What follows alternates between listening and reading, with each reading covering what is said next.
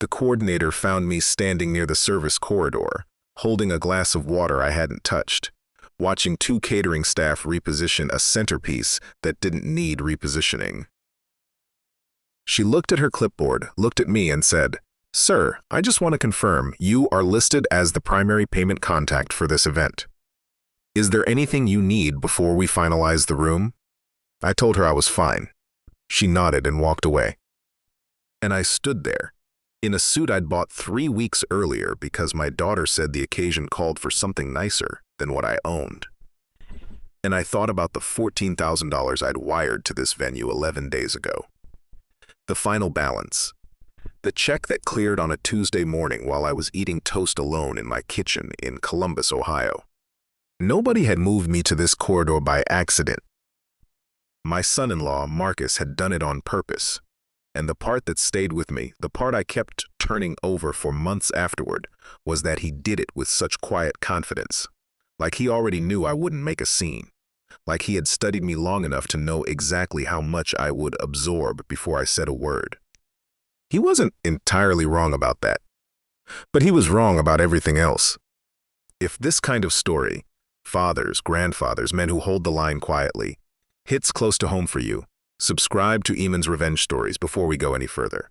Stay with me, because what happened at table 11 changed how my daughter saw her new husband. And it started long before the wedding day. My name is not important for this story. What matters is that I spent 31 years as a contractor in Central Ohio. Residential renovations, mostly. Kitchens, bathrooms, additions. The occasional full-gut job on a house someone's grandmother left them. I built things with my hands for 3 decades. I'm not saying that to make myself sound noble. I'm saying it because it matters to understand what kind of man Marcus thought he was dealing with. The kind who fixes things quietly and doesn't ask for recognition.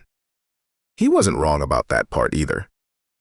My daughter, Renee, was 30 when she married Marcus. She'd met him at a work conference.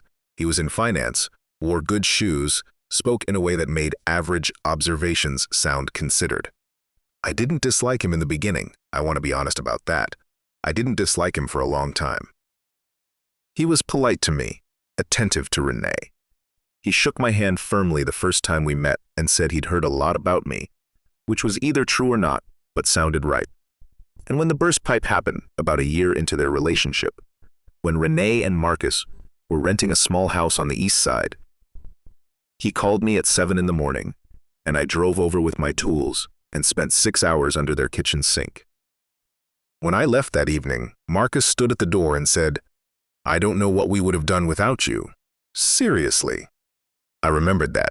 I held on to it the way you hold on to something without realizing you've been gripping it. The engagement came about 8 months later. The wedding planning started shortly after. And somewhere in those early weeks of venue deposits and catering quotes and invitation lists, I made an offer I thought was straightforward. I told Renee I wanted to contribute. I didn't name a number first. I asked what they needed. She told me they were about $20,000 short of what they wanted for the venue and a few other items. I said I could do 14. She cried a little. She hugged me and said I was the best father she could have asked for. I wrote the check. The venue sent a confirmation with my name as the primary payment contact for the final balance. That was 4 months before the wedding. I noticed the shift about 6 weeks out. It started small, the way shifts usually do when someone is managing you. Phone calls from Renee became shorter. Details I used to be included on, the menu tasting, the rehearsal dinner plan, suddenly got communicated after the fact. I told myself she was busy. Weddings are stressful. Weddings are stressful. I was reading into things. Then came the rehearsal dinner. Marcus's parents, Gerald and Sylvia, hosted it at a restaurant I couldn't have picked off a menu because I'd never been anywhere that expensive in my life. They were from Connecticut. Gerald worked in commercial real estate. Sylvia had a way of smiling at you that communicated she'd already categorized you before you sat down. At that dinner, I was placed at the far end of a long table. Not the worst seat in the room, but clearly not the table where decisions were being made or stories were being told. Marcus sat with his parents, his college friends, Renee beside him. I sat with two of Renee's cousins I'd met twice, and a family friend of the Hargrove side who spent most of dinner explaining his golf handicap. I didn't make anything of it. I told myself the seating was chaotic, that it wasn't deliberate. I watched Renee laugh at something Marcus's father said and thought, she looks happy. That's what matters. I drove home alone that night. The thing about Marcus, and I want to be fair to him here even now, is that he wasn't a cruel man by nature. He was a managed man. He managed impressions. He managed narratives. He managed who stood where in the frame of the life he was assembling. That's not cruelty exactly. It's something colder. It's architecture. What he saw when he looked at me, I think, was a problem of aesthetics. I'm not tall. I have a contractor's hands. The knuckles are larger than they used to be. The skin doesn't quite lay flat anymore the way it did before 30 years of work in all weather. I don't have Gerald's easy confidence or the particular kind of posture that comes from decades of boardrooms. I wear suits the way a man wears a suit when he doesn't wear suits often. Correctly, but not fluently. I am, in short, exactly the kind of father-in-law that a man building a particular image of himself might quietly wish looked a little different in photographs. He never said any of this. He didn't need to. The rehearsal dinner placement, the circular saw visit the following week where he was pleasant and normal and asked how I was sleeping. None of it required an explanation, because none of it was addressed to me as a person. It was addressed to a variable in a room configuration. That's what stung the most, I think, not the anger of it, the administrative quality of it. Marcus came by my house once in the weeks before the wedding to pick up a saw I'd offered to loan him for a deck project in the backyard of the house he and Renee had bought in Westerville. He came in, had coffee, talked through the deck plans. He'd sketched it on graph paper, which I respected. Then he loaded the saw and left. Standing in my driveway watching his truck pull out, I thought, maybe I'm wrong. Maybe the rehearsal dinner was nothing. Maybe at the wedding everything will be as it should be. I wasn't wrong. The morning of the wedding, I arrived at the venue at 10, 2 hours before guests. I wanted to see the room. I'd paid for a good portion of it, and I wanted to see what that looked like. The coordinator, a woman named Patricia, greeted me warmly at the entrance. She had my name on a welcome sheet. "Mr. Callahan," she said, "your table is right this way." She walked me to table 3, close to the front. Nice view of the head table, easy access to the dance floor. I sat there for about 15 minutes alone, drinking coffee from a catering setup in the corner, watching the florists finish the centerpieces. And then Marcus arrived. He came in with his best man and a couple of family members I didn't recognize, talking, gesturing, working the room before it was even open. He looked like a man who owned the space. And then he saw me, and something shifted in his face. Not dramatically, not enough for anyone else to notice, just a small recalibration. He walked over, shook my hand.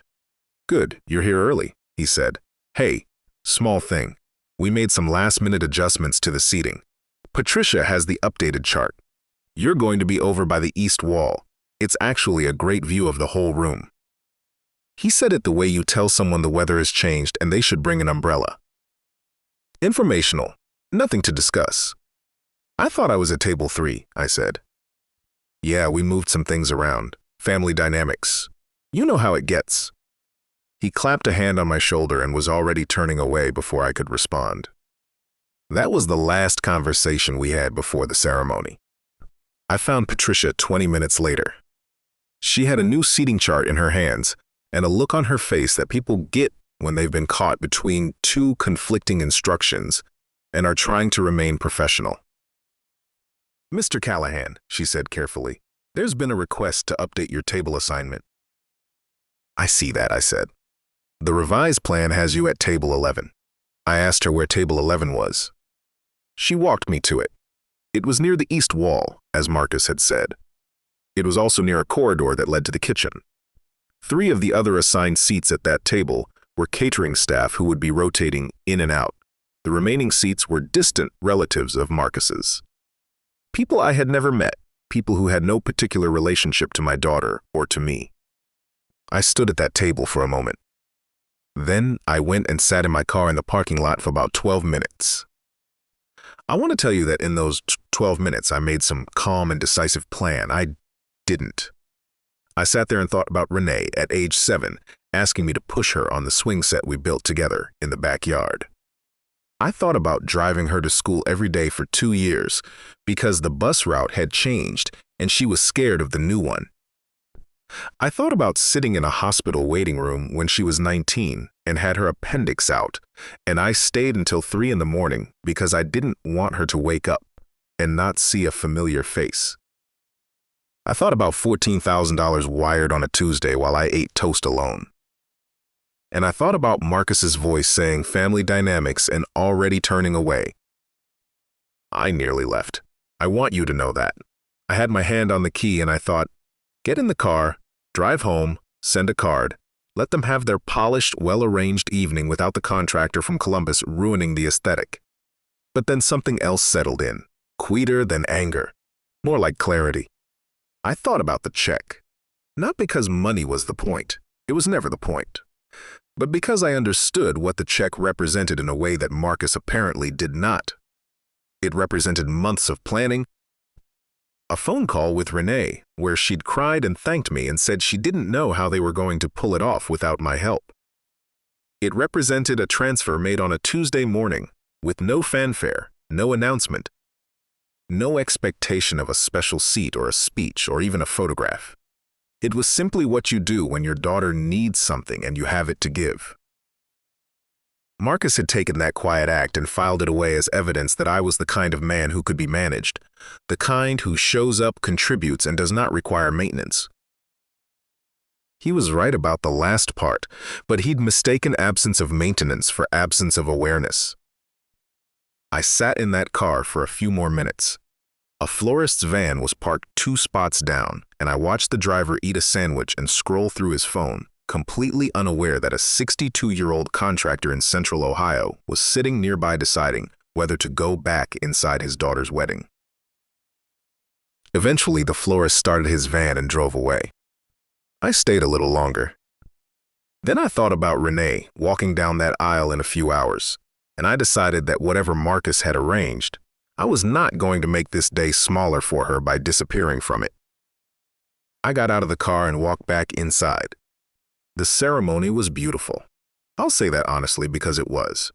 Renee looked exactly like the daughter I raised, strong, sure of herself, glowing in a way that had nothing to do with the dress. I watched her walk down the aisle and felt everything a father is supposed to feel. For those 20 minutes, none of the other things existed. After the ceremony, guests moved to the cocktail hour in the adjoining room. I found a quiet corner near the windows that overlooked the venue's garden. September light, the kind that makes everything look like a memory while it's still happening. Renee found me there. She came alone without Marcus, and she stood beside me at the window and didn't say anything for a moment. I didn't either.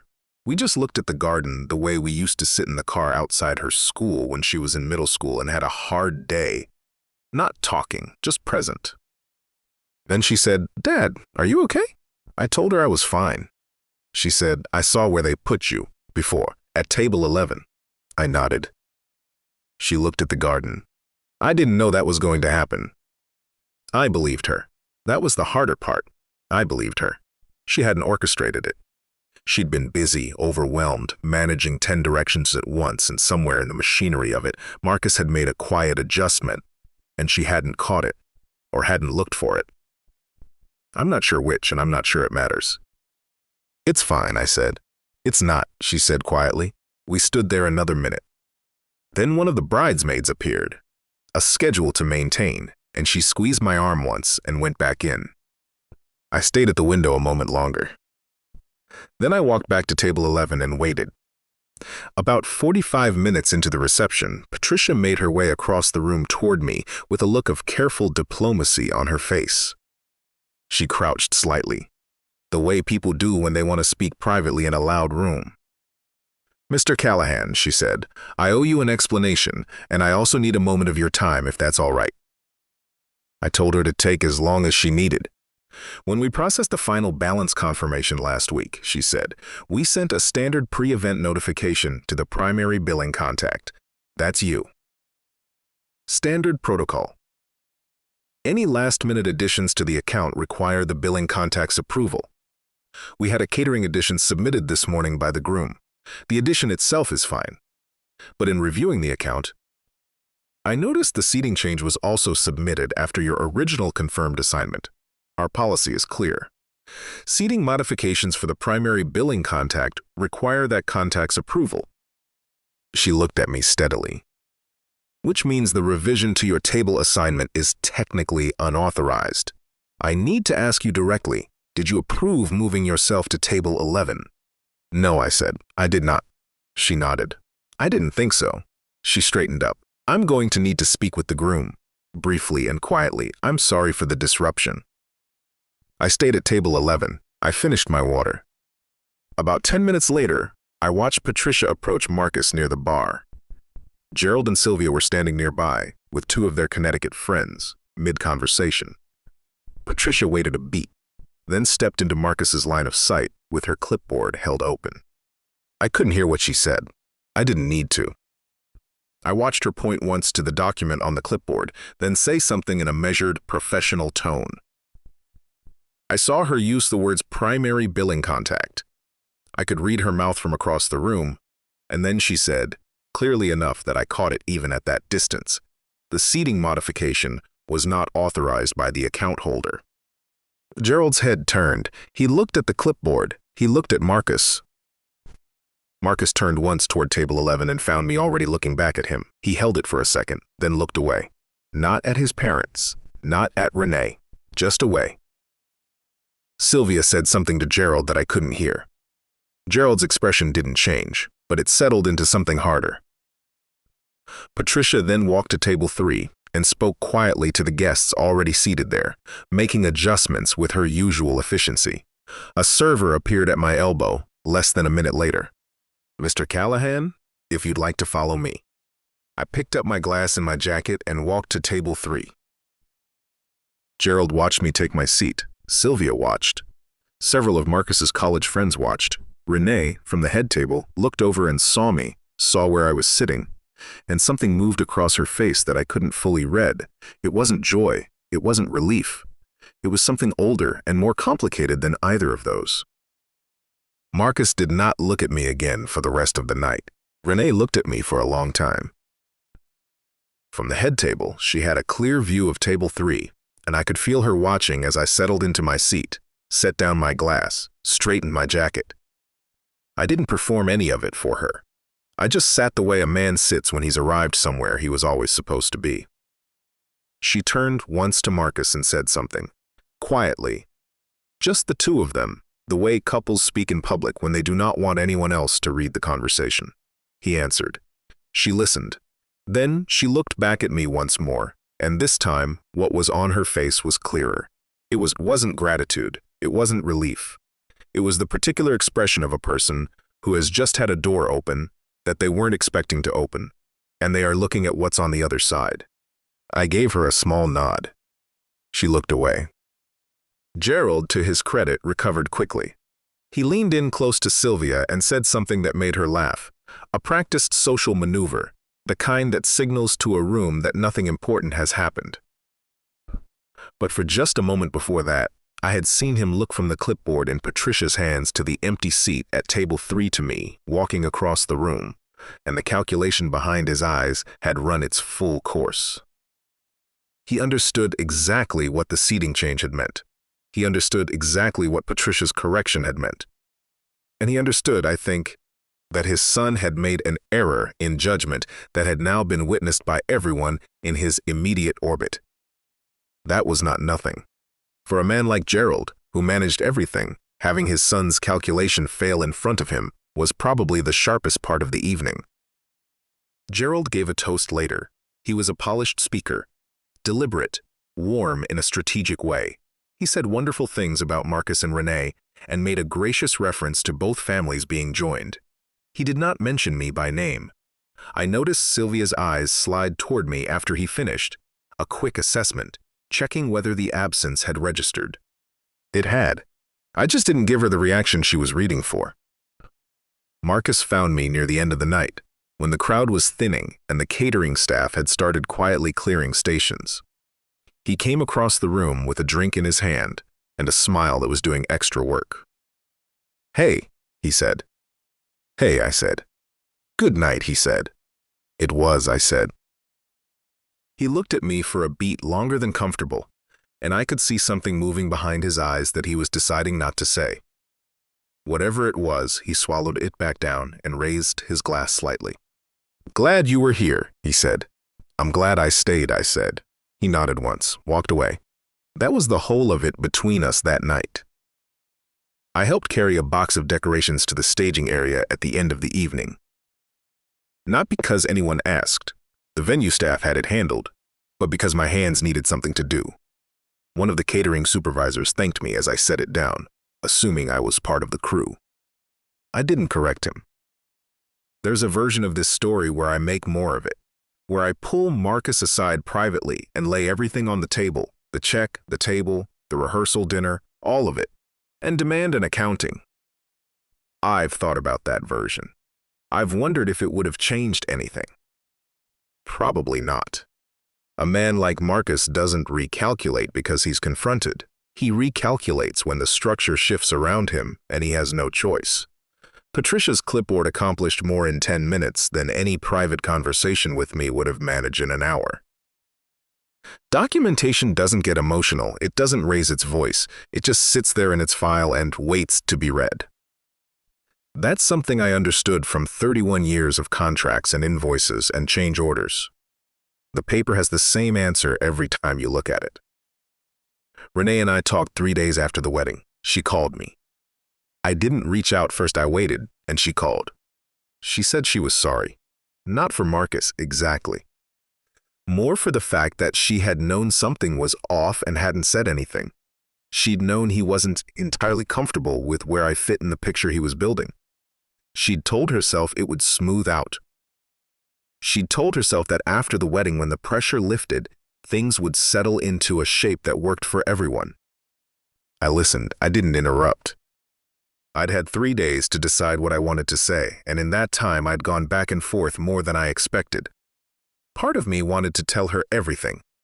The rehearsal dinner, the circular saw visit, the quiet weeks where I'd talked myself out of my own instincts. Part of me wanted to say nothing at all, to let the phone call end pleasantly and carry the weight of it alone, the way I'd carried other things alone. That's the default. When you're the kind of man I am, you fold it up and put it somewhere you don't look too often. But I'd decided, somewhere in those 3 days, that this time I wasn't going to do that. Not because I needed her to apologize, she already was. Because I needed her to understand the difference between what Marcus felt and what Marcus chose to do with what he felt. When she finished, I told her I loved her. I told her that wasn't conditional and never would be. I told her the $14,000 was a gift, not a debt, and I didn't want it back. And then I told her, as gently as I knew how, that there was a difference between a husband being uncomfortable with his father-in-law and a husband deciding unilaterally to rewrite where that father-in-law sat at a table paid for with that man's money, and that difference mattered. Not for me. For her. Because the man she married had just shown her something, and she was the only one who got to decide what to do with what she'd seen. She was quiet for a long time after that. We still talk, not as often. Not as easily as before. The distance between us isn't large, but it's there, and I feel it every time I pick up the phone. That's the cost I couldn't avoid. You can be right about something and still lose something because of it.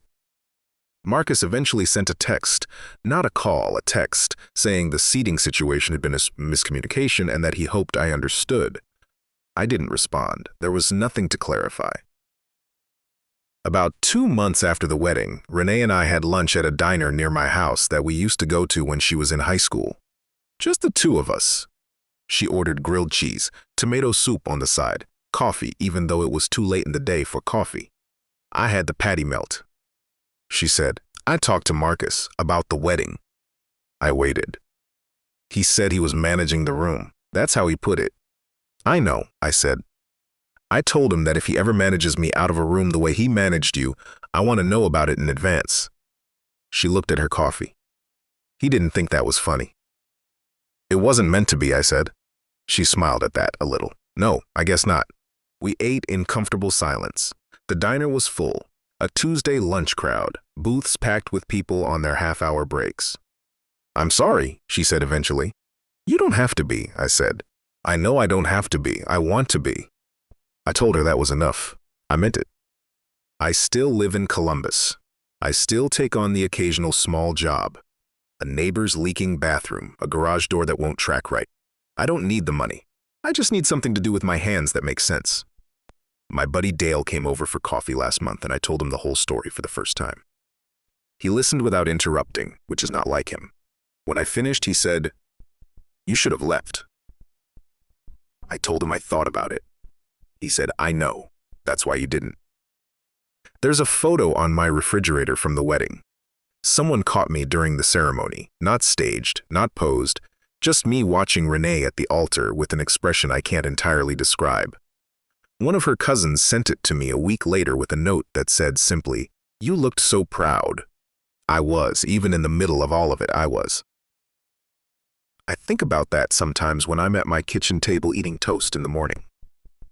You can love your daughter completely and still see her clearly. You can pay the bill and not demand the credit. You can sit at table 11 with your hand on your car keys and decide to stay anyway. Not because you're weak, but because walking out would have cost her more than it cost him. I stayed. I let the truth do what truth does when you give it time. And at the end of the night, I was at table 3. If this story stayed with you, if you've ever been the person who paid the bill and still got treated like a guest who almost didn't make the list, drop a comment below. Tell me whether you would have stayed or walked. Tell me if you think I let Marcus off too easy, or if waiting was the right call. And if you want more stories about fathers, grandfathers, and husbands who hold the line quietly, subscribe to Iman's Revenge Stories. New episodes every week. Because sometimes the most powerful thing a man can do is already know what his name is on.